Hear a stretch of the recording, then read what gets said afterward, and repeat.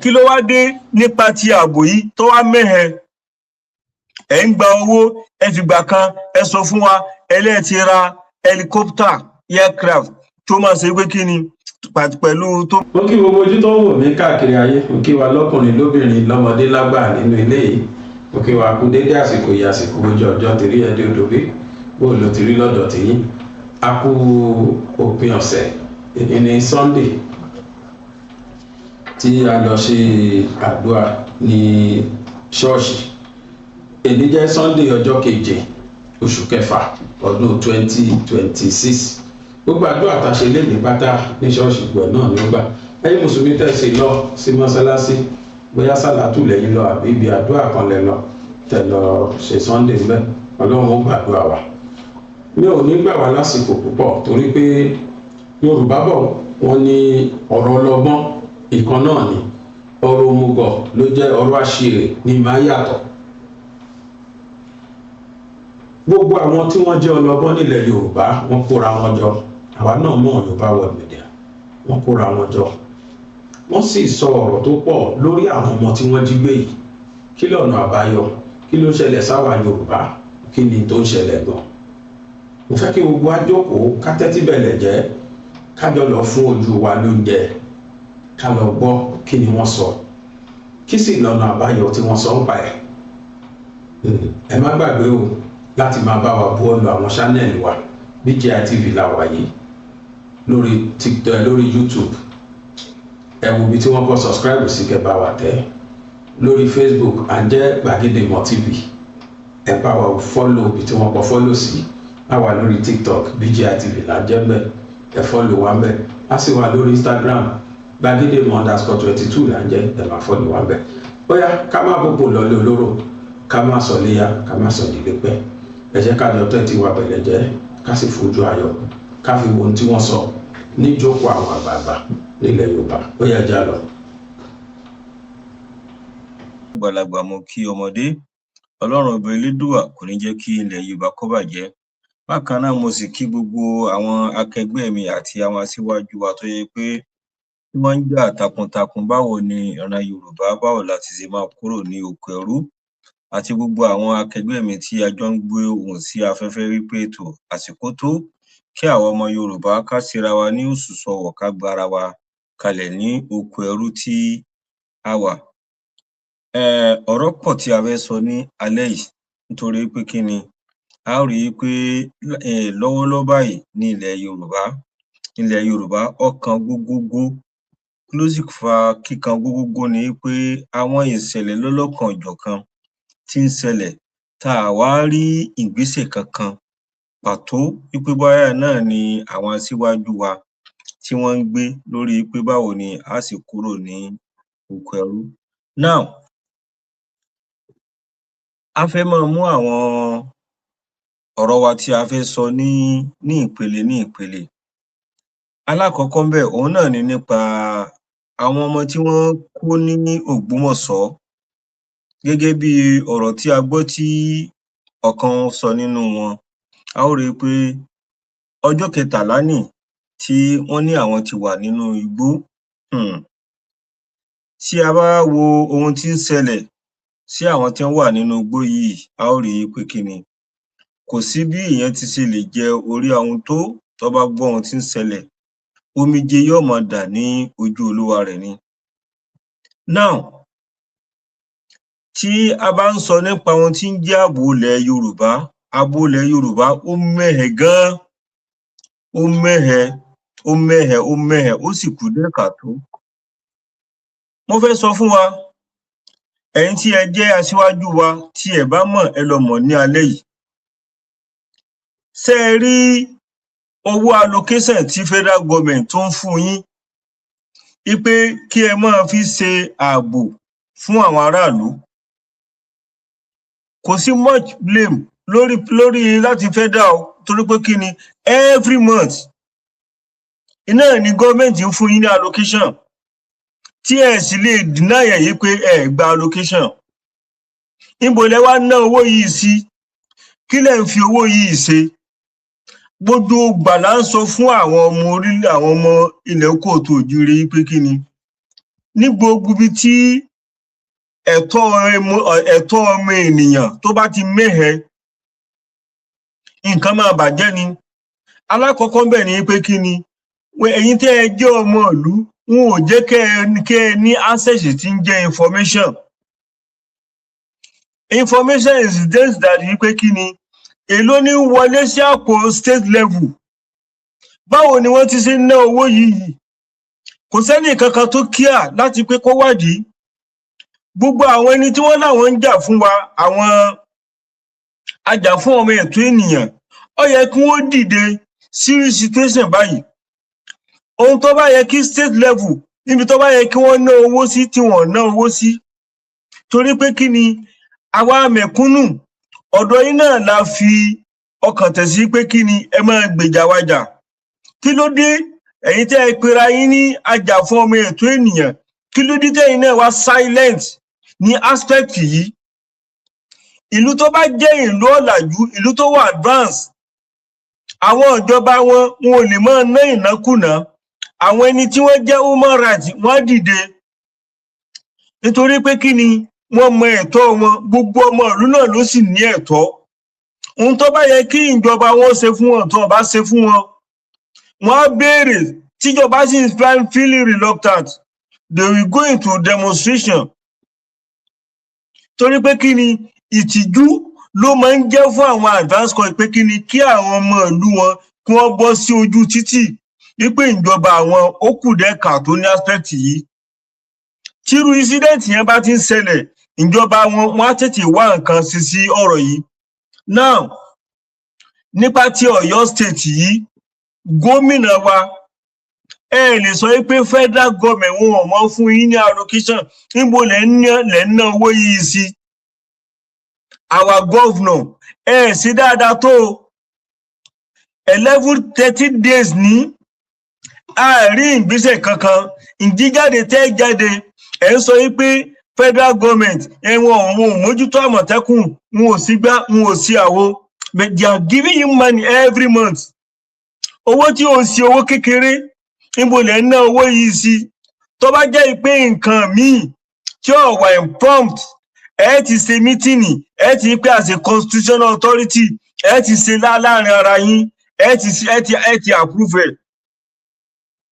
Nǹkan tó bá máa fífẹ́ tẹ jẹ́ senate, tẹ jẹ́ legislator wa ní kíni ní constituency assembly, lásẹ̀kẹsẹ̀ ẹ ti ṣe ìpàdé yẹn tó máa fífọ́ ẹ̀yin tẹ pera yín ní kíni. Kí ló wá dé nípa ti ààbò yìí tó wá mẹ́hẹ? Ẹ ń gba owó, ẹ fìgbà kan ẹ sọ fún wa ẹlẹ́ẹ̀tì ra helicopter aircraft tó máa ṣe pé kíni pẹ̀lú tó máa lọ fún surveillance, tó máa ṣe pé kíni pẹ̀lú drones. It's now 11 months tàbí nearly 8 months nísìnyìí àrójútu kankan. Ẹ tún ní pé àwọn tí wọ́n máa assemble kíní ẹ fún wa ní in 2 weeks. Òní ló pé 2 weeks báyìí yìí, wọn ò tí assemble helicopter àti drones tó máa survey gbogbo territory wa ní Ọ̀yọ́ state. Ìpínsì yìí pé ẹ ń fúlù àwọn ọmọ ìlú nìyẹn. Ẹ ń fúlù àwọn ọmọ ìlú, kò dẹ̀ ṣe gbogbo alẹ́ lè fúlù o. Torí pé kí ni àwa mọ bí gbogbo ẹ̀ bó ti ṣe ń lọ. Kìí ṣe àwọn ẹni tó jẹ́ pé kí ni tí wọ́n máa gbèlé lórí irọ́, òdodo làwọn máa bá yín sọ. Kí ni mo wí? Òdodo ọ̀rọ̀ iná ni àwa ń bá yín sọ. Ipe kí ni ẹ ṣe dáadáa tó. Ǹjẹ́ tó bá jẹ́ pé àwọn ọmọ yín ni wọ́n kó látijọ́ yìí, ṣé ẹ ti ní wá nǹkan ṣe sí?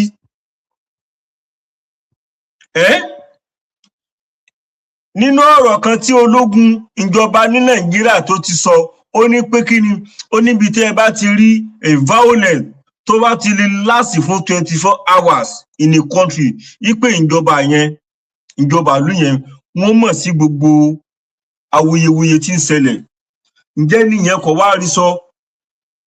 Bí 4 years ago là ń sọ fún yín pé kí ni àwọn àjèjì tá à ń rí nílẹ̀ Yorùbá yìí níbo ni wọ́n ń gbé, tí wọ́n fi tírélà Dangote tí wọ́n fi ń kó wọn wá sí ilẹ̀ Yorùbá. A ṣe ètò apèyìn ṣàkíyèsí àárín ìgbésẹ̀ kankan. Àbọ̀ rẹ̀ ló ṣẹlẹ̀ yìí o. Kò wá sí gbogbo ilẹ̀ Yorùbá, kò sí àdúgbò kan lé ní yìí tí ò sí àwọn tí wọ́n ń ṣe tó ń jẹ́ afẹ̀míṣòfò yìí, kò síbi tí wọn ò sí. Wọ́n ti dọ́bù wa. Àárí state government kankan tí wọ́n tẹ̀ wá pé Dangote yìí pé kí ni tírélà rẹ̀ ni wọ́n ń complain ni wọ́n fi ń ru àwọn bandits wá sí ilẹ̀ Yorùbá. Kí ni wọ́n wá ń ṣe nílẹ̀ Yorùbá? Àárí àwọn aṣíwájú kankan tó jà fún wa lórí ọ̀rọ̀ yìí. Now, ẹ̀yin tí ẹ jẹ́ ìyá aṣíwájú, tí ẹ bá mọ̀ ẹ lọ mọ̀ lẹ́ni yìí. Ṣé ẹ rí torí pé kí ni owó ogún wa, owó taxpayer wa, iná ni wọ́n san fún ẹ̀yin, lẹ́yìn tí ń ṣe yọ̀tọ̀mí. Before you become a governor, before you become honorable, a mọ̀ bí gbogbo yín bẹ́ẹ̀ ti ṣe rí lẹ́gẹ́lẹ́gẹ́lẹ́gẹ́. Àmọ́ nísìnyí tí owó stéètì tó ti wà lọ́wọ́ yín, tẹ́ ti wà ní ìkẹ́ owó stéètì nísìnyí, àmọ́ pòsíṣàn tẹ́ wà nísìnyí. Ẹ wá àbándún àwọn ọmọ ìlú. Ẹ̀yin ń gbádùn, àwọn nǹkan ṣe pé kí ni wọ́n ń fara da ìyà, wọ́n ń sunkún àsúnú, wọn ọ̀rẹ́ ni rẹ̀ wọ́n lẹ́kún, wọ́n ń kígbe, wọn ọ̀rẹ́ ni wípé kí ni ń pa yín lẹ́kún. Gbogbo ẹ̀yin tó wá yẹ kẹ́ ẹ máa jà fún àwọn ọ̀dọ́, àwọn arúgbó, àwọn tó yẹ pé kí ni ó kù díẹ̀ káàtó láwùjọ wa, àárí organization kankan. Oníkálukú wá ń ṣe pé kí ni bámúbámú ni mo yó. Ìgbà tí ó bá ti dọ́dọ̀ mi, gbogbo wàhálà tí ń ṣẹlẹ̀ yìí, ìgbà tí ó bá ti dọ́dọ̀ títí wa, a wá ń ṣe àdónkíá, a sì pera wa ní ọmọ Yorùbá, a sì jọ wà lórílẹ̀ Yorùbá. Ilẹ̀ Yorùbá yìí náà ló sọ yín di olókìkí, ló sọ yín dolówó, ló sọ yín dọlọ́lá. Ilẹ̀ Yorùbá yìí náà wọ́n wá fẹ́ bàjẹ́. Lẹ́wà ń ṣe bẹ́ẹ̀ ní pẹ́yàn mọ̀ nǹkan kan tí ń ṣẹlẹ̀. Gbogbo àwọn ọmọ ọdún 2 ọdún 3 tí wọ́n kó lọ sínú igbó, ṣe mọ̀ pé tó bá di ọjọ́ iwájú tí àwọn ọmọ yìí tí wọ́n bá ń rí ohun tó ṣẹlẹ̀ sí àwọn òbí wọn, wọ́n mọ̀ béèrè pé ìjọba wo ní ń bẹ ní àsìkò gbà yẹn. Tó bá fi rú ìjọba yẹn tó bá fi gbé ègún tí ń bẹ lẹ̀ Yorùbá tó yẹ pé àti ìríyanjú, tírú àwọn ọmọ bẹ́ẹ̀ táwọn náà bá tún wá dàgbà, tí wọ́n tún wá ń fi ègún kún ègún, ṣe mọ̀ pé ẹ̀yin tí ẹ̀ ń bẹ lórí ìjọba ní àsìkò gbà yẹn, ègún yóò máa ṣẹ lórí yín nítorí pé kí ni owó ń bẹ tó yẹ kẹ́ ẹ fi mójútó nǹkan ààbò. Àmọ́ ẹ kọbi ara sí, ẹ yà sí. Ègún tí àwọn ọmọ yín bá fi ré yín, ègún yà mú yín o. Kí ẹ má jẹ́ ègún burúkú kó ṣẹlẹ̀, kó wọlẹ̀ sí ọ̀dẹ̀dẹ̀ yín, ẹ tètè gbé ìgbésẹ̀ tó bá yẹ kẹ́ ẹ gbé kíákíá. Ẹ lè sọ pé kí ni kò sí owó láti fi ṣe pé kí ni láti fi lè provide enough security ní ilẹ̀ Yorùbá, especially ní Ọ̀yọ́ state.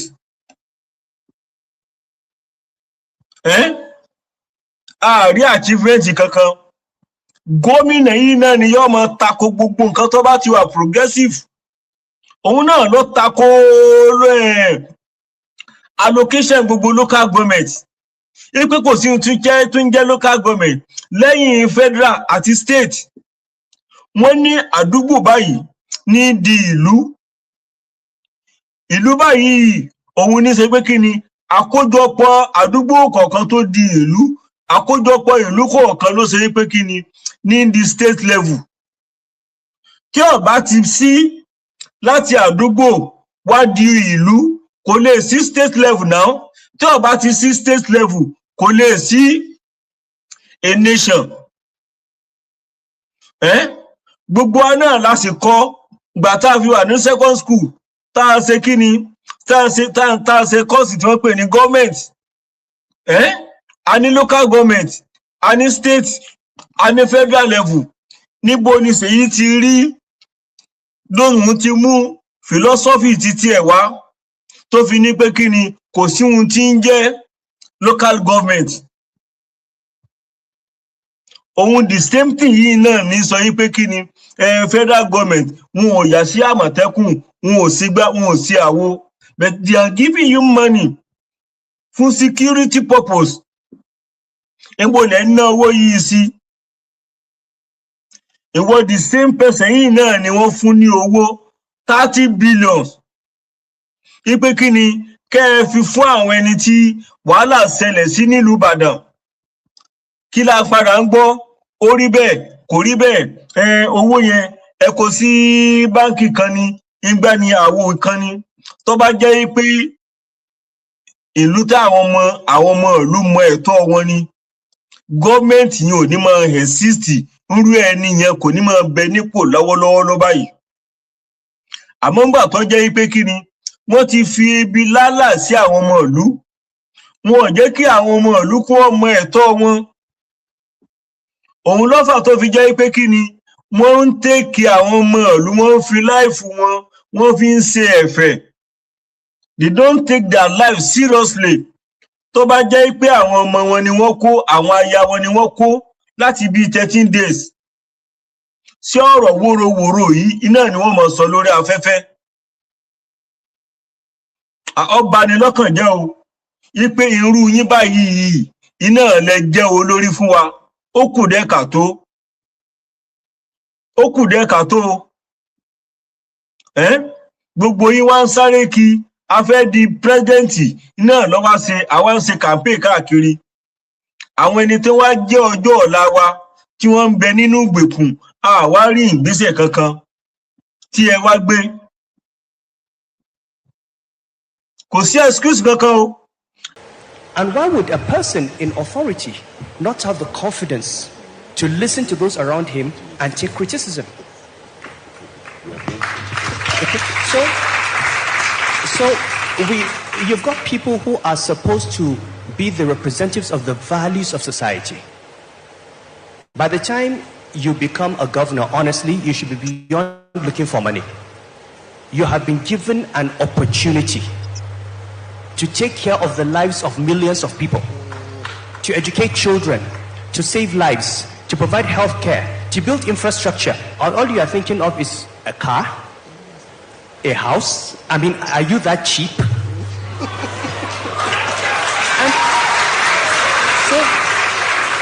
Or some bank account, and you see them, and at the end of the day they leave office.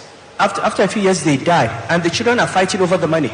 Then they get the money, and then they go on drugs, and everything is wasted. That money would have been better spent educating millions of young people and saving lives. So if we really want to fix this country, we need to have a class. The ruling class needs to have values. Now, if we want to actually make Nigeria to move forward, the ruling class must have a value. Gbogbo aláfitì ara wa gbọ́ràn yẹn. Ìyẹn ni pé àwọn tí wọ́n jẹ́ tán jọba lórí wa, they are permanent. Àwọn ni wọ́n ṣètò nípa bí ní àjọ ayé wa ṣe máa rí. Àwọn la jẹ́ odò ní ọwọ́ wọn bó ṣe òun náà ṣe ń mọ wá. Gbogbo alágbọ́n Emma of Kano, Lamido Sanusi, gbogbo àlàyé tó ṣe. Ìyẹn ni wípé òótọ́ ọ̀rọ̀ kò ní ká máa sọ òun náà ni wípé a máa ń pariwo yìí sí etí gbogbo wa wípé Nàìjíríà ò ní ìjọba. Wọ́n ní tí wọ́n bá ẹ̀kọ́ tá tó wọ́n bá kọ́ tá tó bá kọ̀ nìkan wọ́n ní kó tẹ́rọ ara ẹ̀rọ. À ń bẹ̀ wá látọjọ́ yìí ká lè mọ̀ wípé gbogbo nǹkan tó ń pè ní Nàìjíríà lórí irọ́ ni. Mo gbé òṣùbà fún brọ́dà mi Bàkà ìpẹ́ láwàyé tán ṣe nítorí pé báwọn ṣe rí bó ṣe rí nìyẹn. Ṣùgbọ́n from my own side, èmi mọ̀ wípé Nàìjíríà kò lè sí àtúntò, kò dẹ̀ lè sí àtúnṣe kankan nítorí pé ìlú tó jẹ́ 100 ọdún ó lé 5 tó ti gba òmìnira, kò síná kò sómi, kò sí títì, gbogbo nǹkan tí a bá ń bẹ̀ tó jẹ́ ká jẹ́ ènìyàn wọ́n ti parẹ́ nítorí wípé gbogbo àlàyé tá à ń ṣe yìí a ṣe nítorí pé à ń play politics, à ń ṣe àwọn àlàyé ọ̀rọ̀ yìí fún wa ká lè mọ̀ wípé àwọn ọmọ káàárọ̀ oòjíire ó yẹ ká tẹ́rọ ara wa rò ká gbára kúrò ní ìgbèkùn tí Nàìjíríà wà. Ẹ wo àwọn ọmọ yìí, ẹ wo ibi tí wọ́n wà, ẹ wo ìyà tó fi jẹ wọ́n, a dẹ̀ ń wòran nílẹ̀ Yorùbá bí ẹni pé kò sí nǹkan kan tó ń ṣẹlẹ̀, a dẹ̀ ń ṣe pátí. I'm trying to control myself.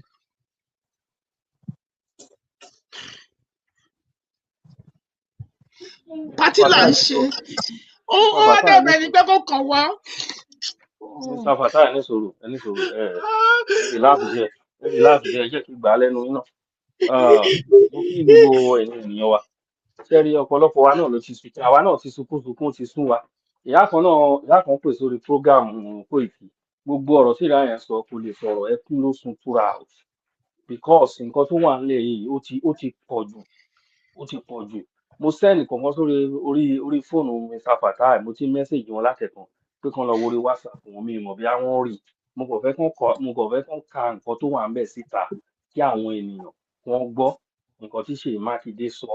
Ìjẹ́ mọ̀ pé Ọ̀yọ́ state government, ìjẹ́ mọ̀ pé wọ́n pe gáàdì kan léèní, mi ò mọ̀ nǹkan tí wọ́n ń ṣe lórí ọ̀rọ̀ pé ti Ṣèyí Mákindé ó fẹ́ lọ fún president.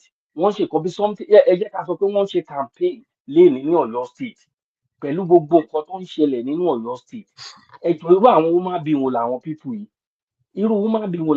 ṣé tó ẹ pọ̀ mọ́ wọn wà ń bẹ̀ wọ́n á lè dákẹ́ délé ni. Ẹ wo àwọn ọmọ kékeré yẹn, 1.5 years old, 1.5 years old, ó wà nù wọn. Ẹ wo, ó máa ń shock mi torí pé mo ní àwọn ọmọ mi mẹ́tẹ̀ẹ̀ta tó wà lọ́dọ̀ mi bíbá age mate àwọn ọmọdé wọ̀nyẹn ni. Ó ń fún mi ní trauma. Ìjọ́ wo bẹ́ẹ̀ nínú last week, mo kọ̀ jẹ́ kí n kọ̀ tiẹ̀ lọ torí orí yẹn ń fọ́ mi constantly. Jẹ́ kí n lọ sí hospital, mo dọ́ pharmacy, wọ́n ní kí n máa lọ sí hospital straight ni nígbà tó ń check BP mi. Wọ́n ní kí n máa lọ sí hospital straight. Tí n bá check fóònù, tẹ́ bá wo news, the first thing tí ẹ máa rí, nǹkan tí ẹ máa rí bẹ́ẹ̀ kò lọ̀rọ̀ àwọn ọmọdé wọ̀nyí. Ẹ wo tó ti ṣe another video jáde. Ṣebí last week upper week Friday náà ti kó wọn lọ. It's more than 15 days now wọ́n ti wà mẹ́yẹn o nínú òjò dẹ̀ wá ń rọ̀ ní time seriously l'Ọ̀yọ́ state. Ibo ni wọ́n kó àwọn ọmọdé wọ̀nyí sí tí ìjọba ò lè gbà wọ́n sílẹ̀, wọ́n dákẹ́ wọn ò rí nǹkan kan ṣe sí. Ìyàwó Tinubu, ìyàwó Ṣèyí Mákindé, abiyamọ ni wọ́n, kò sẹ́ni kankan tó sọ anything lórí ọ̀rọ̀ yìí. Ṣé wọ́n fẹ́ lọ fún àwọn ọmọdé wọ̀nyí ṣètùtù ni wọ́n yẹ ká mọ̀? Ṣé wọ́n fẹ́ lọ fún wọn ṣètùtù ni? Ṣé ẹ̀yin á jẹ̀bi ni pé ẹ̀yin jẹ́ ọmọ Nàìjíríà ni? Irú ìlú wo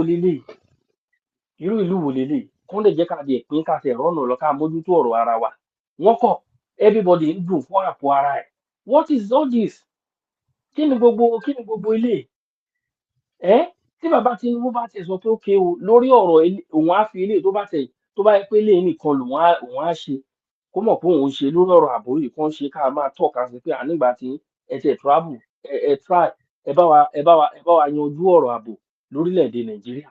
Tó bá jẹ́ kó máa ná yín ni owó tẹ̀ lọ ń yá kẹ́ ẹ lọ fi gba international community kán wá join ní kán fight àwọn people yìí. Any country tẹ́ bá mọ̀ tó lè support yín láti fetch out all these people. Tẹ́ bá mọ̀ pé ìjọba Nàìjíríà bá mọ̀ pé àwọn ò lọ́wọ́ sí nǹkan tó ń ṣẹlẹ̀ yìí, ó yẹ kán ti ṣe náà. Èló làwọn people ṣé wọ́n pọ̀ ju gbogbo military tó wà ní one state lọ ni? Ṣé wọ́n pọ̀ jù wọ́n lọ ni? Kó tó wá máa kú ìbò 36 states of the country, gbogbo state yẹn ló ní military títí wọn. Wọ́n ní police, wọ́n ní gbogbo air marshal, wọ́n ní gbogbo ẹ̀ civil defence. Tí wọn ò rí nǹkan ṣe sí, èyí tó tẹ̀ ṣe máa ń bá rìn jù ní àwọn ọba wa títí wọn náà wà ń bẹ̀. Gbajúgbajà sọ̀rọ̀sọ̀rọ̀ kan lórí rédíò kan ń sọ̀rọ̀ láàárọ̀ yìí ní Saturday, wọ́n sọ̀rọ̀ lórí ọ̀rọ̀ àwọn òṣèlú ni. Máa lóun lọ ṣe MC níbì kan, ó ní nígbà táwọn lọ ó lọ́nà ọbẹ̀ yẹn ò dá, ọ̀nà yẹn worst gan. Onígbọ́sọ̀gù deputy governor of that state ló wá síbẹ̀. Ó ní bóun ṣe rí ó lọ sọ fún wa ti ọ̀rọ̀ sí lára lẹ́nu. Ó ní kóun tó máa wẹ̀yìn bélé, ó ní ọba ìlú yẹn wá bá wọn pé kóun má sọ anything against government o, kó má sọ anything against government. Ẹ̀yin náà imagine ọba ló sọ bẹ́ẹ̀ o pé kó má sọ anything against government, ó ti mọ̀ pé máa yẹn máa sọ̀rọ̀ nípa ọ̀nà tí wọ́n gbà wá bẹ̀yẹn tó dáa. ẹ̀yin náà imagine kí la ti fẹ́ ṣe irú ilé sí kí la ti fẹ́ ṣe irú ilé sí everybody ló ń sunkún Akalamagbò sí ọ̀rọ̀ àwọn jẹ́ kí ọmọdé n yẹn. gbẹ́ lẹ́sẹ̀ kí n ka àtẹ̀jáde kí n kà síta. Okay, Ẹ̀yin ọmọ Yorùbá, gómìnà Ṣèyí Mákindé ti ìpínlẹ̀ Ọ̀yọ́ tó jẹ́ ẹni tí wọ́n gbé security state lé lọ́wọ́, ẹgbẹ́ àlàyé tó ṣe. Ọ̀yọ́ school children kidnapping. I cannot do anything about insecurity until I'm elected the president in 2027. Tá a bá ń ṣàlàyé fún yín wípé Nàìjíríà ò sí, àwọn alábòsí tó ń ṣèjọba yìí wọ́n ń tà wá sí oko ẹrú, ẹ gbà wá gbọ́, a dẹ̀ ti ń pariwo yìí tipẹ́tipẹ́ sí ẹ̀yin èèyàn wa kẹ́ lè mọ̀. Ẹ jẹ́ kí n kà á sí etí yín. Ọ̀yọ́ school children kidnap. I cannot do anything about insecurity until I'm elected the president in 2027. Governor Ṣèyí Mákindé. Oyo State Governor Ṣèyí Makinde has lamented his inability to fully tackle the growing wave of kidnapping and abductions in the state, saying governors lack constitutional control over security agencies, despite being referred to as chief security officers or custodian of security of each state. Now, speaking in Ibadan on Saturday while accepting the presidential nomination of African People's Movement, ṣe rí wípé wọ́n fi wá ṣe òṣèlú láì sí ìgbésẹ̀ kankan tó ń gbé nípa ìrìn àjò ayé wa.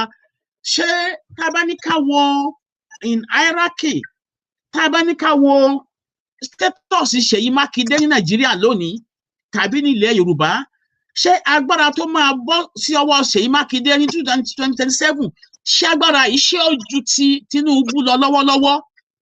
La ṣe ń pariwo fún yín wípé aláwọ̀ tá à ń sọ yìí oko ẹrú ni wọ́n ń tà wá sí, wọ́n mọ̀ nǹkan tó ń ṣe, wọ́n mọ̀ yìí pé wọn ò ní agbára kankan, ṣùgbọ́n èrè àti ògo Yorùbá làwọn ń kó, làwọn ń jẹ.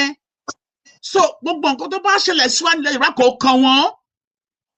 Ṣé ti rí electionary campaign sí, torí wọ́n rò pé àwọn tó ń bá sọ̀rọ̀ ọ̀dẹ̀ ni wọ́n, wípé ẹ lọ dìbò fún mi o, tí n bá ti jẹ́ president màá tackle insecurity.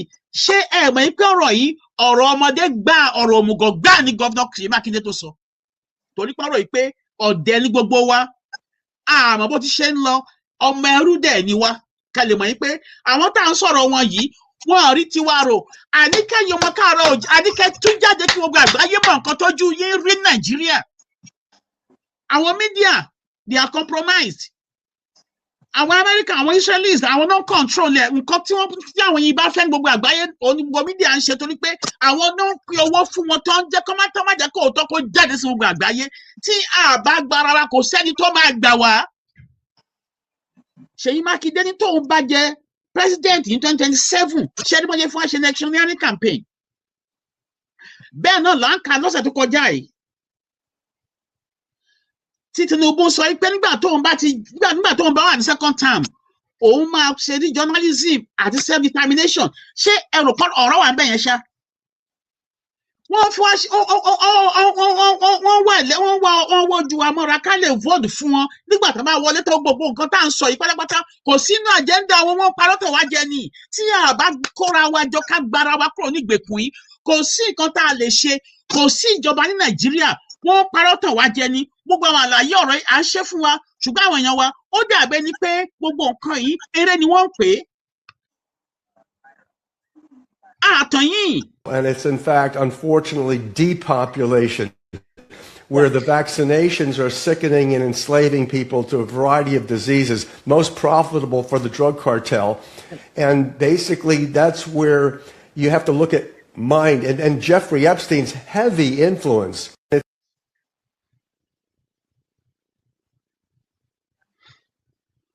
It's all population manipulation, population control, and it's in fact, unfortunately, depopulation, where the vaccinations are sickening and enslaving people to a variety of diseases, most profitable for the drug cartel. And basically, that's where you have to look at mind and Jeffrey Epstein's heavy influence. It's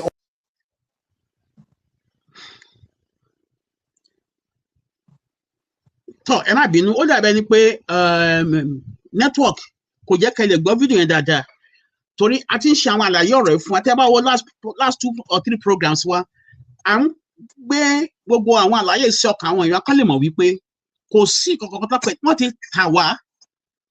Mo lọ sí orí àwọn program kan ní àárín ọ̀sẹ̀ yìí ní àwọn tó jẹ́ pé wọ́n wà pẹ̀lú wa tó jẹ́ pé wọ́n gbé Yorùbá nation lálùgẹ. Àwọn tí ọ̀rọ̀ yìí yé tán ṣe àwọn àlàyé pé wọ́n ti tà wá irọ́ ni wọ́n pa ẹ̀rọ ká kóra wa jọ ká lè gbára wa ìṣe làwọn tó wà lórí program yìí tó ń ṣèpè fún ọ torí pé ibi tó ń rìn wọn làwọn rí wọn àwọn ọmọ kan tó ń ṣẹlẹ̀. Gbogbo ìgbésẹ̀ tíjọba ń gbé tó ń ṣe àwọn ìpàdé lórí ìrìn àjò ayé wa Nàìjíríà tó jẹ́ pé wọ́n bá àwọn tó wà ní Senate ṣèpàdé tó ń sign agreement bó ṣe máa fún wa ní bó ṣe máa wá vaccine bó ṣe máa fún wa ní vaccine tó máa pa wá díẹ̀díẹ̀ gbogbo nǹkan tó kù sí ilẹ̀ Yorùbá lọ́wọ́lọ́wọ́ ń sìn yìí wọ́n ti mark Yorùbá as a race tó gbọ́dọ̀ exterminate in their depopulation agenda. Òun lè ṣe rí gbogbo ìgbéyàwó tó ń gbé ní COVID-19 vaccine tí wọ́n produce ń gbà yẹn kò ṣiṣẹ́ lára wa dúdú ọ̀pọ̀lọpọ̀ vaccine tí wọ́n ṣe ń gbà yẹn eléyìí tó ń ṣe fún Africa wọ́n lébẹ̀lẹ̀ pé please this is not for European or American distribution it is mainly for Africa. Ṣùgbọ́n àwọn nǹkan yìí ẹ̀jẹ̀ wa ó pọ̀ fún àwọn nǹkan yẹn kò jẹ́ kọ́pọ̀lọpọ̀ ikú yìí kó ṣẹlẹ̀. Òun lè ṣe rí ọ̀pọ̀lọpọ̀ àwọn èèyàn tó ń kún sí nítorí pé effect àwọn vaccine yẹn òun ló fà á àyà bàrá síbi tá a wà yìí láti jẹ́ ká mọ̀ yìí pé nǹkan tó happen Nàìjíríà is about population control. Ẹ jẹ́ ká dìde ká gbára wa tí a bá gbára wa ká wá fúnra wa ká ja ìjà yìí ká gba òmìnira wọ́n máa tà wá tán máa fi pàwárù tán ni a dẹ̀ ń bẹ̀ yín èèyàn wa pé ẹ jọ̀ọ́ ẹ jẹ́ ká gbára wa ẹ jẹ́ ká wà nínú ìṣọ̀kan ilẹ̀ Yorùbá. Ẹ̀yin olówó wa nígbà tó bá pa wá tán àwọn ló fẹ́ máa bùgálé lórí. Ẹ̀yin ọba wa nígbà tó bá pa wá tán àwọn wo ló fẹ́ máa jọba lé lórí. Gbogbo àwọn tó láwọn organization something you the NGOs non-governmental organization níbo lẹ wà gbogbo ẹ̀yin tẹ́ ń pariwo láyé Jonathan tẹ́ ń pariwo síta níbo lẹ wà Túndé Bákàrè níbo ló wà gbogbo ẹ̀yin so much NGOs níbo lẹ wà àwọn gómìnà yìí wọ́n ń tà wá sí oko ẹrú ni irọ́ ni wọ́n ń pàtàn wá jẹ ìlú 65 years of principality tí ò ní tí ò sí kankan tí àbá kóra wa jọ kágbára wa kò sẹ́ni tó máa gbà wá wọ́n ti tà wá síta à ń ṣe àwọn àlàyé ọ̀rọ̀ yìí fún yín ká tún lè mú gbogbo nǹkan yìí wá sí ìrántí yín àtúnplẹ̀ kankan sìn tá a ti ń play fún yín for the past 2 weeks ní program wa ká lè mọ̀ wípé ibi tá a dúró sí bó ṣe ń tàn wá jẹ bó ṣe ń pa wá jẹ ayé díẹ̀díẹ̀ kí n tó wá fa ọ̀rọ̀ ilé ọba mi wọn borí owó lọ́wọ́ mo fẹ́ kẹ́ jọ̀wọ́ ẹ bá wa gbọ́rọ̀ ilé ẹ̀kan sí kó lè yé wa dáadáa pé ibi tá à ń lọ àwọn àlàyé tá à ń ṣe yìí we are being depopulated gradually in àwọn ń lò wá láti pa wá run ní Nàìjíríà generally especially the Yoruba people nítorí ọ̀rọ̀ ilẹ̀ wa wọ́n ti mark wa as people to be eliminated ọ̀pọ̀lọpọ̀ àwọn gómìnà yìí dẹ̀ mọ̀ nǹkan tó ń ṣe irọ́ ni wọ́n pa wọ́n mọ̀ wípé we are being marked for depopulation we are being marked for mass extermination gbogbo nǹkan tó ń ṣẹlẹ̀ yìí mo fẹ́ kí gbogbo yín mọ̀ wípé kò kí ń ṣe bóyá mistake ni is a programmed agenda. And he is the one manipulating the whole public. You know, we immediately started talking about this. All of a sudden, the children in Kaduna. Where do the doctors come in? The doctors come in the fact that when they capture the food security, which they actually have done now, because most of the seed growers have been killed. Just to give you an example, between 2015 and 2018, 37,500 victims were killed by Boko Haram. Okay. These were farmers. Then of these 37,500, 32,000, that's 85% were Muslims. 5,500 were Christians. And in states like Zamfara, 60% of the victims were Hausa, 40% were Fulani. So it became clear that this has nothing to do with Islamic terrorism. It has to do with elimination of all the seed growers. Okay. Now they have eliminated the seed growers. Okay. Now they're moving into the second phase of their program. Now, when the farmers go to them, now we now depend exclusively on the GMOs. Okay. So you mean we now depend on GMOs right now? Exactly, because without the GMOs, you cannot really get seeds, unless we are getting seeds from different African countries and some places. Some places in the south, especially southwest, and some parts of southeast, we can still get our own seeds because the Boko Haram have not really infiltrated them. But they are trying to do that. So what is happening now is that they want to move into the next phase. The next phase is whereby they will have total monopoly of the seeds, and then they will tell the farmers, you want us to give you seed, okay, we can give you seed, but on the premise that you must tell your wife and daughters to go and donate their ovarian eggs. That's a conditional gift. Conditional gift. Food, that is, if you want food, you have to donate ovarian eggs, the eggs of women. And why do they have to do that? They have to do that because the Western countries need these ovarian eggs for cloning. Nigeria is the only country in the world and in the history of the world which has legalized collection of organs without consent. So your organ, which you own, which is your person, if you go to the hospital, they can collect that organ without your consent, because it states in section, the National Health Act of 2014 and 2015, actually signed in 2015, states that you can actually collect that organ without consent. In section 48 and 51 of the National Health Act 2014 version of it, actually states that you can collect that organ without consent. You can collect organ and you can collect the gametes, that is the eggs of women, without consent of the patient. That's very dangerous. That's very dangerous, but it was allowed into law. I personally led the doctors' delegation in the National Assembly hearing, at the Senate hearing, and pointed this out before Ike Peremado, before Governor, the main proponent of the law, who was Ifeanyi Okowa, Senator Ifeanyi Okowa then. And then, of course, Ngige was also, Senator Ngige then, was also present at that public hearing. I pointed this out, that you cannot do this under any law. But they overruled the public hearing, and Senator Peremado, who's the person who was conducting the public hearing, did not heed to all the calls by all the people present. And what happened? They passed the law with this defect. So all the people who are waiting to harvest organs, harvest eggs, are all in Nigeria. They are setting up their different NGOs. Can you explain why there is a multiplicity of NGOs in the Northeast, where there is a conflict going on? Yeah, okay. Doc, I'll come back to this. But what I want to ask now, why is the gate focused on Nigerian doctors? Yes. Can you address that? He focused on Nigerian doctors because he now wants to harvest these eggs, and doctors are the people going to harvest these eggs. These are going to be in hospitals. But Nigerian doctors, he knows, because of our high moral standard, and I must say very high moral standard, our doctors will not do that, because our doctors know that if you keep on harvesting those eggs in those women 2 to 3 years later they will die. Okay. They will die of liver failure, kidney failure, infections, some other complications. So we know that that's going to happen. So we're not going to do that. And when he called us, and I must say, I was physically present when Bill Gates called us through the General Electric, who he awarded the contract to build 260 hospitals in Nigeria. So that it will be at these hospitals they will be harvesting these organs and harvesting these eggs. So he will now take us out of the health sector. He invited the leaders in the private health sector and said, okay, look, I'm ready to offer you money to leave the healthcare sector. We told him before the executives of GE that he is mad and insane to demand such a thing. To leave medical practice. Then we should leave medical practice. And then he will pay us, no matter the amount of dollars we ask for. So we said, you are mad. We are not going to do that, and to hell with you. Is that really? We told him off before the executives of, I was personally present. The lab people, the president and secretaries of the lab, National Organization of the Lab Laboratory Scientists was there. The president and secretary of the community pharmacists was there. And we told him to his face, to his presence, because they were talking on, it was a telecom conference, and then the executives of General Electric were there at their headquarters in Abuja.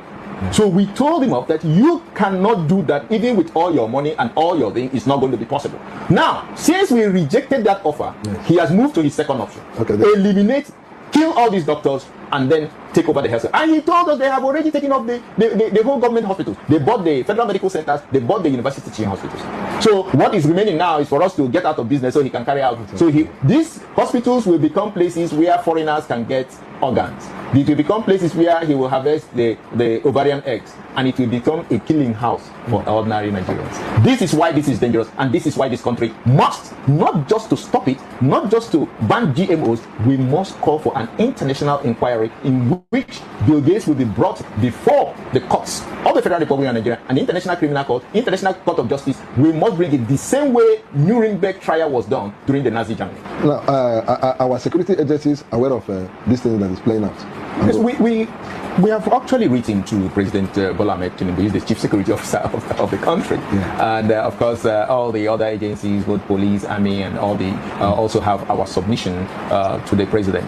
And the National Assembly has been well informed. The senators and then the House members have been informed about this. But it will not be something that we handle by government alone. The Nigerian people must stand out. Bill Gates wants to set up these killing houses in Nigeria called his hospitals. We know that firsthand because there is no way he can invest all this money, he can carry out all this program only for Nigerians to get better health. No, this is a killing house. Do you know that the Western countries did this for over 20 years in India and Southeast countries? The same type of thing in a way that they use the lower caste people, the black people of India. Okay. And they use them to put out, to take organs, sell organs in all across Southeast Asia. And this happened for 20 good years until a black Indian became the Minister of Health and stopped this activity a few years ago. Now we will not let that happen in this country. We must call for the arrest of Bill Gates and all his cronies in this country, all of them, all the NGOs he's using, and all the individuals that are helping him to carry out this program. The Nigerian people must take that responsibility. It's not a responsibility.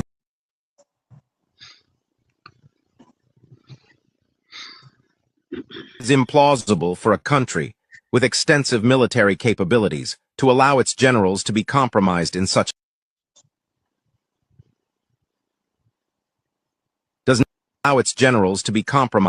a manner, particularly while harboring terrorists within its borders, indicative of a failed military institution, does not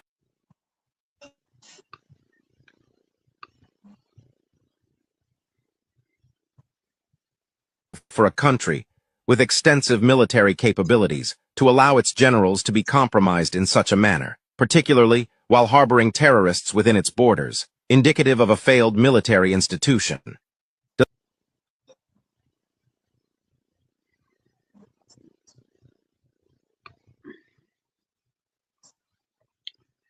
tó mo dúpẹ́ lọ́wọ́ yín a fi ìdí òtítọ́ kan múlẹ̀ fún wa wípé Nigeria lórí irọ́ ni kò exist. They go enter any state where they lie for that not. Nigerians still not get mad. Ẹ máa wo àwọn tí à ń bá jagun ẹ wo àwọn kan tó ń gbérí. I don't get the country now. I don't get Nigeria. They terrorize everywhere. They go enter any state where they lie for that not. Àwọn alágbára àgbáyé ni wọ́n gbógun ti Nàìjíríà. Tí ẹ bá gbà wá gbọ́, ṣé iná ti ń rí àwọn kan tí àwọn èèyàn wá ń dojúkọ pé Nigeria has got no any military. Wọ́n ti compromise military Nigeria. Kò sí nǹkan tá a lè ṣe tí a bá gbìyànjú ká kóra wa jọ, ká kóra wa jọ papọ̀, ká gbé ìgbésẹ̀ tó yẹ ká gbé ilẹ̀ Yorùbá going. Torí pé à ń pariwo látọjọ́ yìí sìn kò yí ọ̀pọ̀lọpọ̀ ẹ̀yin èèyàn wa, ọ̀pọ̀lọpọ̀ rí pé bóyá à ń ṣe politics ni, ọ̀pọ̀lọpọ̀ ń bà á lórúkọ jẹ́, à ń pawó ni, Olúwa lolùdájọ́, alálẹ̀ Yorùbá dẹ̀ lolùdájọ́, á dá fún oníkálukú gẹ́gẹ́ bí iṣẹ́ ọwọ́ ẹ̀. À ń ṣàlàyé wípé Nigeria does not exist. Ọkàn borí owó, ká máa play fídíò yìí lọ ẹ̀bọ̀, ẹ bá mi gbóhùn sókè, àwọn àlàyé tẹ́ ti gbọ́ yìí. Kí ni àmọ̀ràn yín fún àwọn èèyàn wa, pàápàá nípa àwọn ọmọ tó ń jẹ ìyà yìí? Torí pé mò ń wo nínú fọ́nrán kan sìn, ọmọ yẹn wọ́n gbòkúta lé lẹ́yìn, wọ́n dì lọ́wọ́, wọ́n dì lẹ́sẹ̀ náà ọmọ yẹn, ó wá dàbẹ̀ ní pé bóyá ọmọ yẹn tẹ̀ ti kú. Ẹ bá mi gbóhùn sókè, ọkàn borí owó. A lè máa gbé bó fọ́nrán yìí síta ni nítorí YouTube, ká máa lọ já kíni wà wálẹ̀ torí kó jọ ọmọdé. Àwọn kan borí owó, ẹ bá mi gbóhùn sókè ẹ jọ̀ọ́.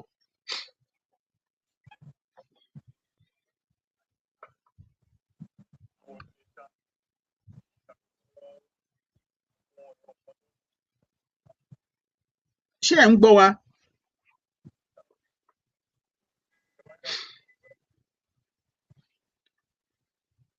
Bóyá nẹ́tíwọ̀kì wọn ni. Ó dà pé nẹ́tíwọ̀kì kan ò jẹ́ kán gbọ́ wa dáadáa. Tó nípa àlàyé tá à ń ṣe fún wa wípé there is the population agenda. Wọ́n dẹ̀ fẹ́ fi àwọn ọmọ Yorùbá rúbọ. Wọ́n fẹ́ fi wá rúgbó. gbogbo àwọn gómìnà yìí a ti ṣàlàyé fún yín wípé wọn ò rí tiwa gbọ́. We are in a world of technology tó jẹ́ pé báwo ló ṣe jẹ́ pé láàárín ọjọ́ méjì tí ọmọ Amẹ́ríkà kan bá sọnù nǹkan kan máa ṣẹlẹ̀ tó jẹ́ pé Amẹ́ríkà máa wọ́ ọmọ yẹn rí láàárín igbó ibi tó wà wọ́n máa lọ fàyọ. Kí ló ṣe Nàìjíríà tí wọ́n lè gbé ìgbésẹ̀ tó lè gba àwọn ọmọ ọdún méjì ọdún mẹ́ta kúrò nígbèkùn àwọn agbésùmọ̀mí, àwọn apanijayé, àwọn terrorists, and then ṣe àwọn àlẹ́ ayé ọ̀rọ̀. Ìjà is Nigeria a legal country? Wọ́n mọ̀ pé Nigeria has been compromised.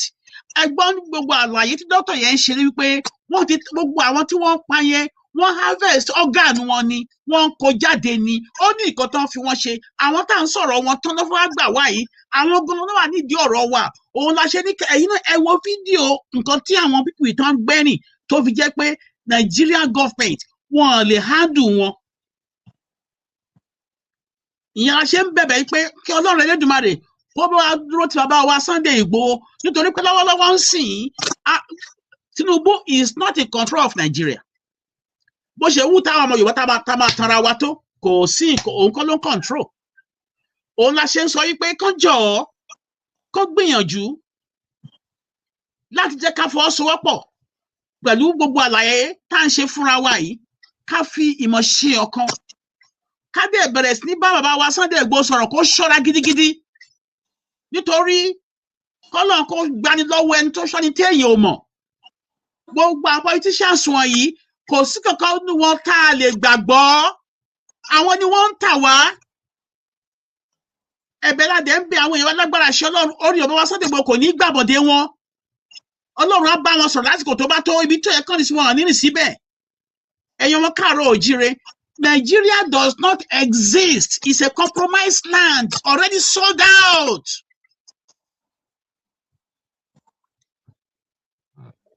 Bàbá wa ọmọbodè owó ṣe ẹ ti dé kẹgbọ́n sókè.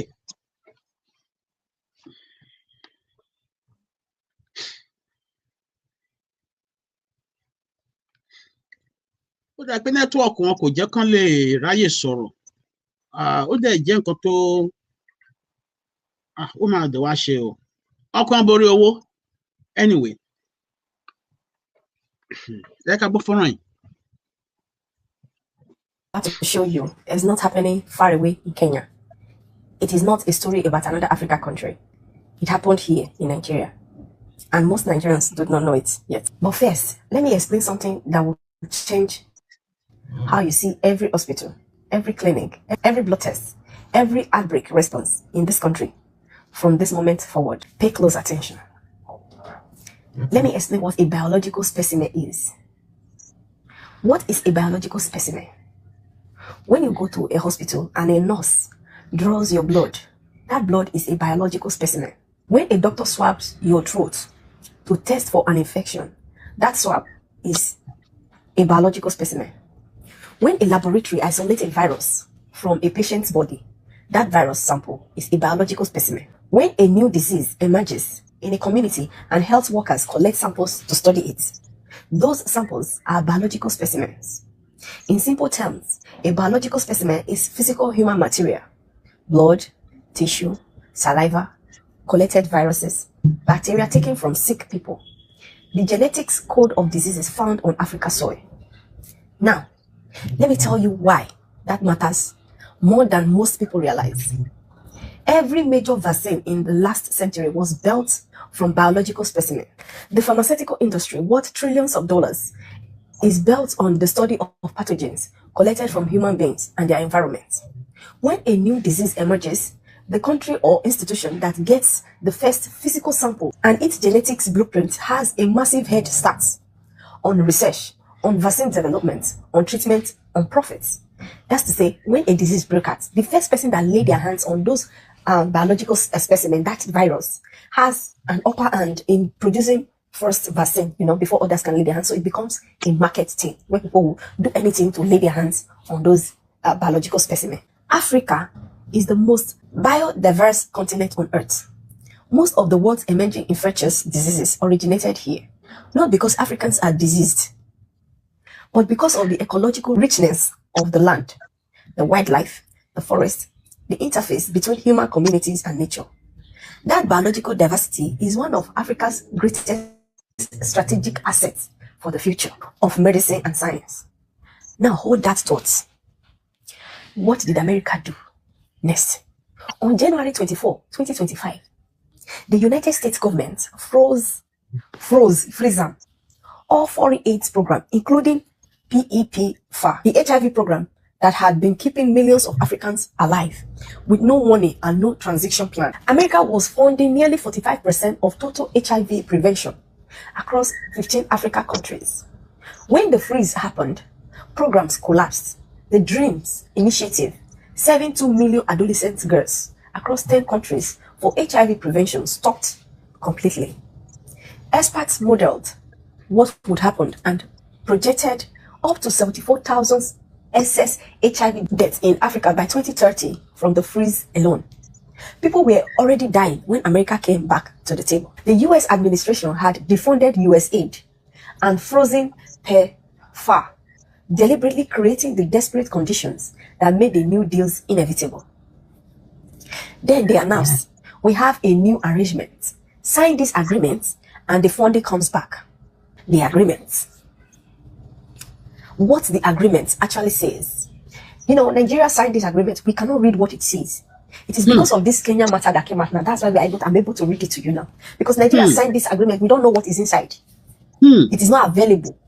Because they collected money. The agreement required African countries to share physical specimen and the complete genetic sequence data of any pathogen with epidemic potentials within 5 days of detection. African governments must notify America of any disease outbreak within 1 day of detection, meaning America received biosecurity intelligence faster than local governments can even breed their own people.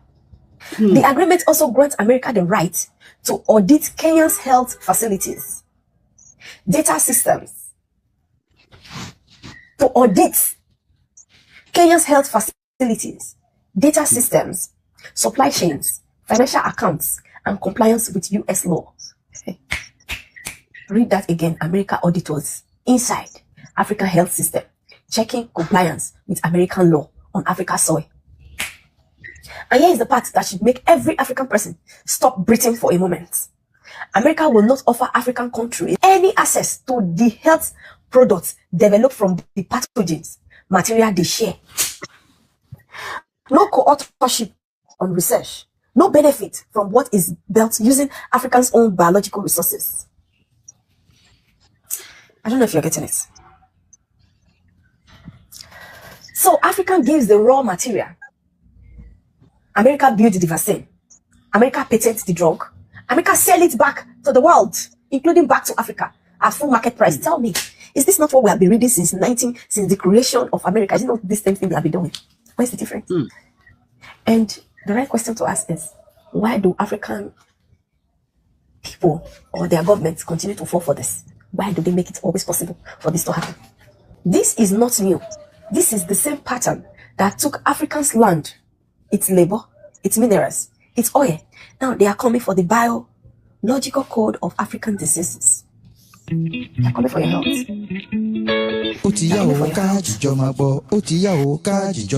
Yoruba World Media ni mo sọ o ti ya o ká jíjọ máa gbọ́ Yorùbá.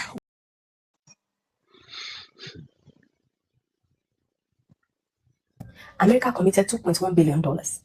Nigeria committed $3 billion of its own money. Nigeria, the country whose health minister stood before the National Assembly and disclosed that of over 300 billion approved for his ministry, only 35 million was released last year.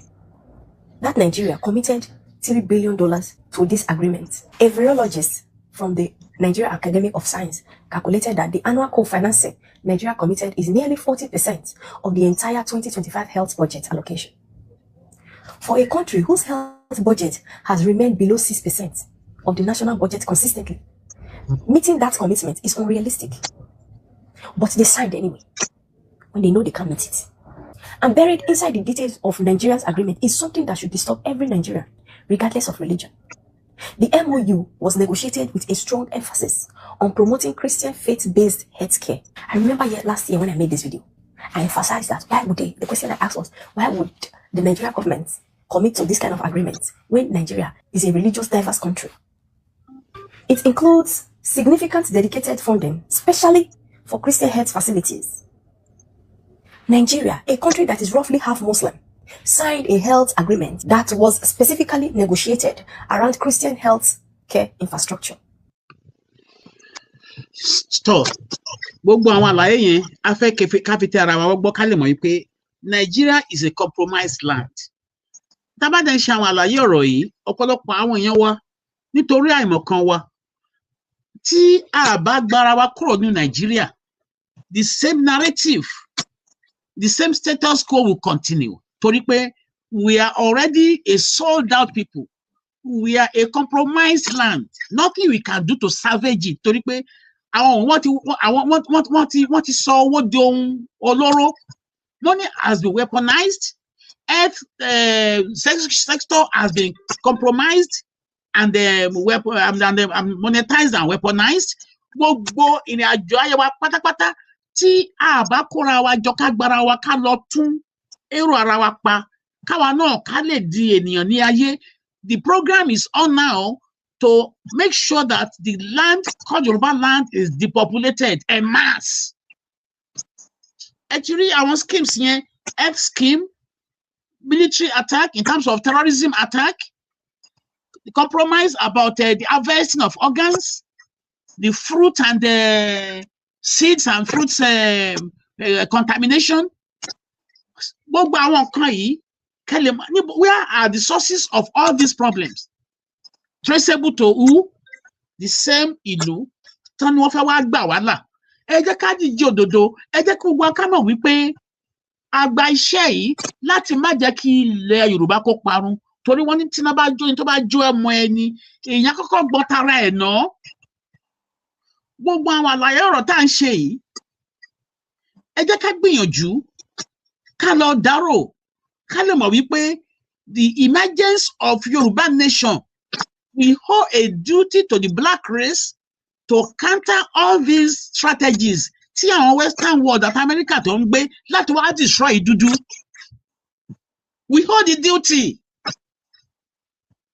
Imagine us with Nigeria has completely compromised the goal that God wants Yorubas to carry out in the entire world. Ẹ jẹ́ ká gbìyànjú ká wà ní ìṣọ̀kan ká fi ẹ̀mí rìn ká lè mọ̀ wípé Olúwa dá wa fún ìdí kan tàbí ìdí kejì. Ìdí náà ni pé ká má ṣe jẹ́ kí dúdú kó parun ní gbogbo àgbáyé. Nítorí tí a bá gbé àwọn ọ̀rọ̀ yìí jáde fún àwọn èèyàn kan fi ti ara wọn gbọ́, bá a ti ṣe sọ látẹ̀yìn wá, á dàbí ẹni pé bóyá àròsọ là ń sọ. Gbogbo àwọn ẹ̀rí tó tinú ẹ̀rí wá, òun ni gbogbo wa ti rí sìn nípa bọ́n ti ṣe ń ṣe wá bí ẹni pé odò la jẹ́ lọ́wọ́ wọn. Nǹkan tó wà wọ́n náà fi wá ṣe. Ọ̀pọ̀lọpọ̀ àwọn tí wọ́n ń pa the organs are being harvested. Gbogbo àlàyé tẹ̀dẹ̀ ti gbọ́ nípa nǹkan tí Bill Gates tó ń ṣe ní Áfíríkà. Ṣé iná ti rí pé gbogbo hospital Nàìjíríà ló ti rà pátápátá? Ẹ jẹ́ ká ronú ẹ̀yin ọmọ Yorùbá, ẹ jẹ́ ká ronú náà, ẹ jọ̀ọ́. Most of the both private hospitals and the general hospitals ló ti gbówó fún tó ti rà. Àwọn wọn yóò dẹ̀ mọ nǹkan tó ń ṣẹlẹ̀ ní abẹ́lẹ̀, owó náà rí tí wọ́n sáré sí. Ẹgbọ́n àlàyé tí lédè yẹn ṣe, àwọn senators, àwọn house of reps, àwọn parliament wa, kí ni nǹkan tó ń ṣe? Tó máa ti rí owó, wọ́n ní gbogbo nǹkan tó wà ní agreement letter tó ń gbé wá fún wọn láti sign, wọ́n ní wọn ti ẹ̀ka tó fi buwọ́ lù ú torí kó ti gbówó fún wọn, owó ti wọ̀ wọ́n lójú, wọn náà wọ́n tà wá sí oko ẹrú. Ọ̀pọ̀lọpọ̀ àwọn èèyàn wa ọ̀rọ̀ yìí kò yé wọn rárá, wọ́n rò pé à ń ṣe politics ni.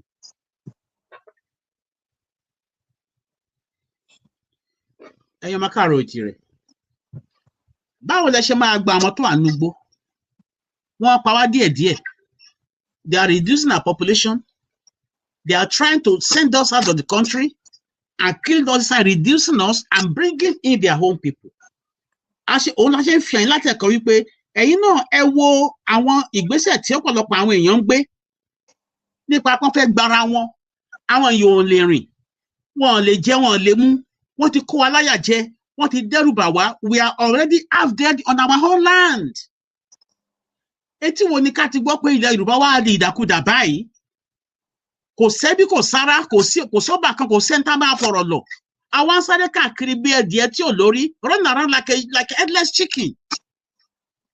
Òun la ṣe ń bẹ̀ wá wípé ẹ̀yin àgbààgbà wa, gbogbo nǹkan tá à ń fojú rí, ó yẹ kó lè bá wa sọ̀rọ̀. Ẹ̀yin olówó wa, ẹ̀yin ọba wa, gbogbo nǹkan tá à ń fetí gbọ́ tá à ń fojú rí yìí, ọ̀rọ̀ pé à ń kóyàwó jọ tàbí pé owó à ń náwó, à ń ṣe yọ̀tọ̀mí, à ń ṣe pátí kọ́ yẹ kó rọ̀ Yorùbá kan. Bá a ṣe máa gbára fún ọjọ́ iwájú táwọn náà máa jẹ́ èèyàn, táwọn ọmọ wa máa jẹ́ èèyàn, gbogbo ògo ilẹ̀ wa pátápátá wọ́n ti báyé wọn jẹ́. Kò sí nǹkan tó yẹ ká ṣe láàyè fún wa tí a kì í ṣe. Ṣùgbọ́n ṣé à ń gbọ́ bí? Gbogbo nǹkan tó ṣẹlẹ̀ yìí láti sọ nípa ẹ̀ more than 5-6 years ago. A ti kọ sí inú ìwé. Gbogbo èèyàn a ti ṣàlàyé fún ìgbéyàwó tó ń bọ̀ lọ́jọ́ iwájú. Gbogbo wa la kà ńgbà tá à ń ṣe àwọn àlàyé pé bàbá wa Kúnlé tó Ògún gbà tó jẹ́ olórí àwọn Àmọ̀tẹ́kùn. Gbogbo àlàyé la ṣe fún wa wípé tó sọ wípé Boko Haram has already encircled the entire Yoruba land, and this was 2021, almost 6 years ago. Báwo la ṣe débi tá a dé èèyàn mọ́ káàrọ̀ òjìrì tí a lè ronú ká mọ̀ wípé ó yẹ ká papọ̀ ní ìṣọ̀kan, ká lè papọ̀ ká lè mọ̀ bí tá a máa rìn sí láti ja ìjà yìí ní àjà ṣẹ́gun. Torí pé gẹ́gẹ́ báwa náà ti bá nínú ìtàn, ogun kan ò borí ilẹ̀ Yorùbá rí. But the conventional war tó wà lọ́wọ́lọ́wọ́ ń sìn tí àwọn alágbára ayé tán papọ̀ yìí láti wá sọ ilẹ̀ Yorùbá àti Nàìjíríà ní dumping ground. Ṣé pé extended nation ní Nàìjíríà jẹ́ sí Great Britain, àwọn ló control gbogbo ìrìn àjò ayé wa, kò síjọba Nàìjíríà, it's all proxies.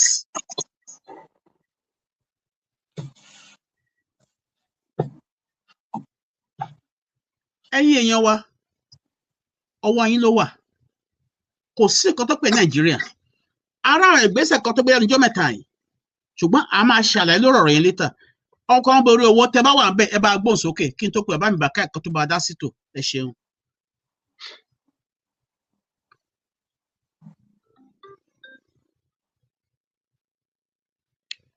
Bàbá ká ẹ bá dá sí tò ẹjọ́. Gbogbo àlàyé tẹ gbọ́ nínú àwọn fídíò yẹn kí lẹ rí sí wọn torí pé à ń ṣàlàyé pé Nàìjíríà ò sí. Wọ́n ti tà wá. Àwọn pọtíṣà wọn ń gbọ́ abí bọ́ọ̀lù nítorí pé wọ́n ń lò wá ní. Àjẹ́ kankan lójú wọn, àjẹ́ kankan lọ́wọ́ wọn. Kò sí nǹkan tó wọ́n rí wa nírí pé ó yẹ ká gbé ìgbé ayọ̀ mọ́. Ara wọn ni wọ́n ń dù, wọ́n dẹ̀ ń tà wá. Ẹgbọ́n nǹkan tí Ṣèyí Mákindé sọ, ó ní tóun ò bá jẹ́ president, òun ò lè. So agbára wọn ni Ṣèyí Mákindé fẹ́ ní 2027 tó fẹ́ ju agbára tí Tinubu ní lọ́wọ́lọ́wọ́ ń sìn yìí. Kẹlẹ̀ wọ́n ṣe ń tà wá tán títí pé ẹ jẹ́ kí ìyẹ̀wò ẹ jẹ́ kó sọ jí ẹ̀yin ọmọ káàárọ̀ oòjíire. Ẹ bá mi gbóhùn sókè bàbá Bàkáì. Mo kí yín ẹ kú atótónu Ọlọ́run ọba láàánú, kò ní jẹ́ kó rẹ̀ yín, kò ní jẹ́ kó rẹ̀ làákàyè yín. A kú àkíyèsí. Àwa ọmọ Yorùbá, níbo là ń lọ, níbo la dé? Kí ló dé tó jẹ́ pé gbogbo àkíyèsí tá ń pera wa sí yìí tí ó wá fẹ́ so èso rere kan? Kí ló dé? Gbogbo ẹ̀yin tí ẹ jẹ́ àgbàlagbà fún wa nílẹ̀ Yorùbá, ẹ dìde, ẹ má fọwọ́ lẹ́ràn. Ẹ má fọwọ́ lẹ́ràn. Nítorí pé kí ni? Nírú President China, ó sọ ọ̀rọ̀ kan. Ó ní kó tó di pé àwọn di alágbára léni yìí. Ó ní àwọn suffer. Ó ní we take the pain, but we know that our future will be better. Léni yìí, ǹjẹ́ a lè rí lédè kan tí ó fẹ́ bá China ṣe papọ̀?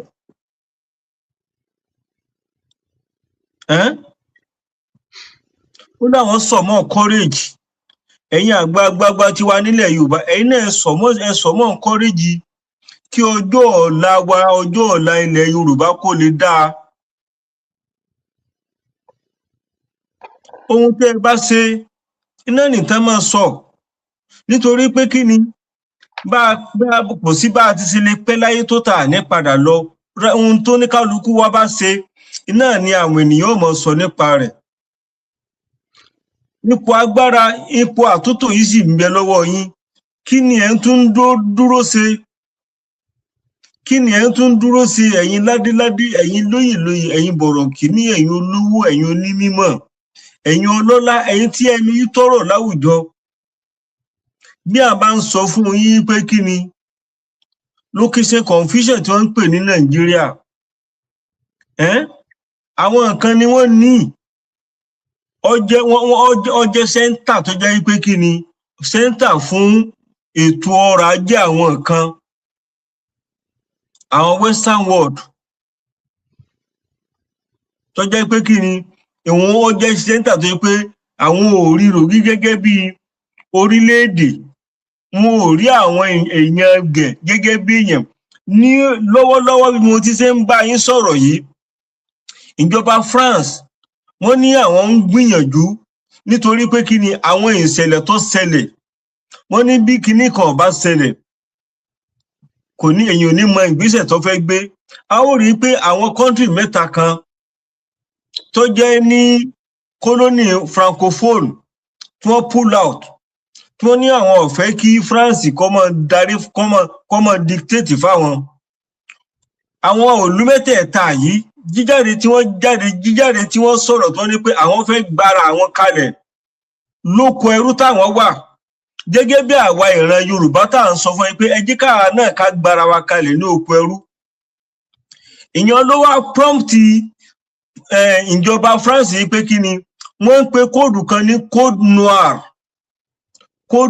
kí ni kóòdù kí ló túmọ̀ sí ni pé kí ni àwọn orílẹ̀-èdè táwọn ti ṣe kí ni táwọn ti kó sí abẹ́ tí wọ́n ń bẹ ní abẹ́ àwọn táwọn fún ní ìjọba táwọn fún ní independent wọ́n ní figurehead independent ni wọ́n sọ débi wípé kí ni àwọn orílẹ̀-èdè kọ̀ọ̀kan ohun tí wọ́n ní àti àwọn ènìyàn tí ń bẹ ń bẹ wípé kí ni property àwọn iná ní gbogbo wọn.